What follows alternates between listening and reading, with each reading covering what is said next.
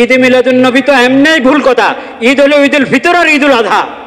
ঈদে মিলাদুন্নবী নামে কোনো ঈদ নাই। তো এটা ফার্সি ভাষার শাদি মোবারক, এটাকে আরবিতে যদি ট্রান্সলেশন করেন তাহলে সেটা হবে ঈদ মোবারক। এখন আপনি সাধারণ মানুষ হিসাবে আপনি যদি ঈদের অর্থ না বুঝেন, আমি আপনাকে মনে কষ্ট নেওয়ার বা আপনার প্রতি রাগ হওয়ার কোনো কিছু নেই। কিন্তু এখন যদি কোনো আলেম বলে যে আমি ঈদ মানি বুঝি যে রোজার ঈদের কোরবানির ঈদ, তাহলে আমার বড় হাসিও পাবে, বড় আফসোসও লাগবে যে কিরে বাবার উনি কি পড়ালেখা করলো, ঈদ মানি যদি রোজার ঈদের কোরবানির ঈদ হয়। ঈদের তো একটা সঙ্গ অবশ্যই আছে, অর্থ অবশ্যই আছে নাকি?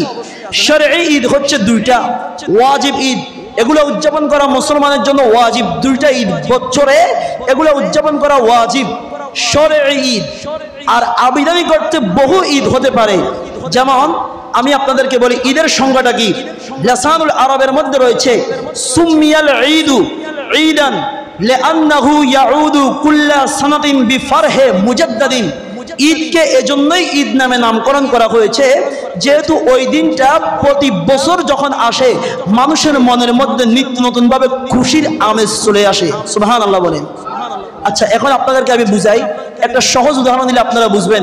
আপনারা দেখেন অনেকে বিয়ে করে কিনা, বিয়ে করলে অনেকে ফেসবুকে স্ট্যাটাস দেয়। অনেক বড় বড় হুজুররাও আমি দেখলাম গেটের সামনে লাগায় যে শাদি মোবারক। বলুন কি শাদি মোবারক? তো এটা ফার্সি ভাষার শাদি মোবারক, এটাকে আরবিতে যদি ট্রান্সলেশন করেন তাহলে সেটা হবে ঈদ মোবারক। বলুন কি মোবারক? ঈদ মোবারক। এরপরে আসেন আমার ভাইরা, যখন বিগত আপনারা দেখেছেন বিগত সরকার যখন পতন হয়েছে, এর পরবর্তীতে আমরা দেখলাম অনেকে মিছিল করতেছে, বলে আজকে আমাদের ঈদের দিন। আজকে কিসের দিন? ঈদের দিন। তো এই ঈদ কোন ঈদ? এটা কি শরীয়তের ঈদ? কিন্তু এটাতে শরীয়তের ঈদ না, কিন্তু এটার মধ্যে খুশি আছে কিনা? যারা খুশি আর কি, আমি সবার কথা বলতেছি না। আপনারা বলবেন হুজুর মানে কোনো রাজনৈতিক দলের কথা বলতেছি। রাজনৈতিক দল মানে কোনো দলের কথা আমি বলতেছি না। আমি বুঝাতে চাচ্ছি যারা বিগত সরকারের বিরুদ্ধে, তারা বলে এটা আমাদের জন্য কিসের দিন? ঈদের দিন। 5 আগস্ট ঐতিহাসিক, প্রতি বছর। এবারও দেখলাম তারা অনেকে র্যালি করছে যে আজকে আমাদের কিসের দিন? ঈদের দিন। এরপরে যখন আপনার কোনো সন্তান জন্মগ্রহণ করে তখন দেখবেন আপনার মনের মধ্যে একটা খুশি হয়। খুশি শুধু এক বছর না, একবার হয়েছে জীবনে তা না, যখন আবার বছর ঘুরে যখন ওই দিন আসবে দেখবেন ওই দিন আবার আপনার মনের মধ্যে একটা খুশি, একটা আনন্দ অটোমেটিক চলে আসে, যেহেতু আপনার সন্তান, যে এই দিনে আমার ছেলে বা আমার মেয়ে দুনিয়ার মধ্যে জন্মগ্রহণ করেছে, ঠিক কিনা? এরপর আপনি যে বিয়ে করছেন, যখন বছর ঘুরে আবার ওই ডেট আসে, এর আগেই তো আপনি মাশাআল্লাহ খুব সুন্দরভাবে প্রস্তুতি নিয়ে আসেন ম্যারেজ ডে উদযাপন করার জন্য।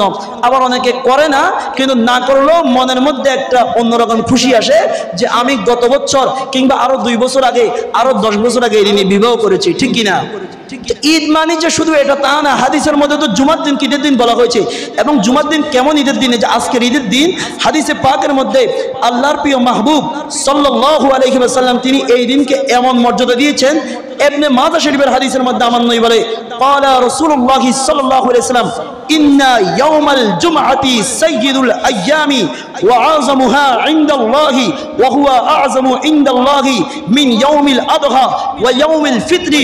ঈদের জুমার দিন এত বড় ঈদের দিন, এত বড় খুশির দিন, এত বড় মর্যাদা সম্পূর্ণ দিন, যেই দিনটা আল্লাহর দরবারে ওয়া হুয়া আযমু ইনদাল্লাহি মিন ইয়াউমিল আযহা ওয়া ইয়াউমিল ফিতরি, ঈদুল ফিতর এবং ঈদুল আজহার চাইতে আরো দামি। সুবহানাল্লাহ বলেন। তো জুমার দিন যদি এত দামি হয়, আর জুমার দিন ঈদ হওয়ার পিছনে অনেকগুলা কারণ আছে। জুমার দিনকে কেন ঈদের দিন বলা হয়েছে? কারণ হাদিসের মধ্যে আছে এই দিনে হযরত আদম আলাইহিস সালাম জন্মগ্রহণ করেছেন, এই দিনে হযরত আদম আলাইহিস সালাম মৃত্যুবরণ করেছেন।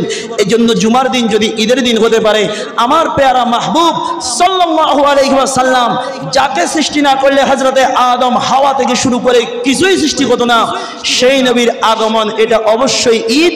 এটা বলার আর কোনো অপেক্ষা রাখে না। ঈদ মানে শুধু বছরে 2টা তা নয়।